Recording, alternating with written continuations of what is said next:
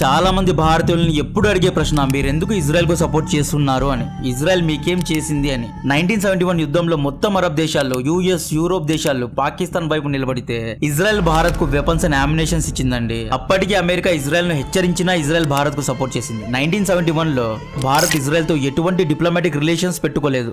Even Bharat Israel దేశాన్ని గుర్తించను లేదు, అయినా ఇజ్రాయెల్ సపోర్ట్ చేసింది. 1977 లో పాకిస్తాన్ ఆర్మీ కౌతా అనే ప్రాంతంలో అణుబాంబులను ప్రయోగిస్తోంది అన్న సమాచారాన్ని ఇజ్రాయెల్ మోసాద్ భారత్ కు మొట్టమొదటిగా అందించింది. 1999 కార్గిల్ యుద్ధంలో పాలస్తీన్, అరబ్ దేశాలు, అమెరికా, యూరోప్ మొత్తం పాకిస్తాన్ వైపు నిలబడ్డారు. మిజైల్స్ ను గైడ్ చేయడానికి శాటిలైట్ ఇమేజరీ మన దగ్గర లేదు. అమెరికాను అడిగితే ఇవ్వలేదు. Finally Israel Mirage 2000 fighter jets కు కావాల్సిన లేజర్ గైడెడ్ మిజైల్స్ ను ఇచ్చి, తమ సైనికులను కార్గిల్ కు పంపి ట్రైనింగ్ ఇచ్చి, మరి డ్రోన్స్ ఇచ్చి, శాటిలైట్ ఇమేజరీ ఇచ్చి, అన్ని ఇచ్చి, ఇంటెలిజెన్స్ కూడా ఇచ్చి సపోర్ట్ చేసింది. 2019 బాలాకోట్ అటాక్ సమయంలో స్పైస్ 2000 బాంబ్స్ ను ఇజ్రాయెల్ మనకు ఇచ్చింది.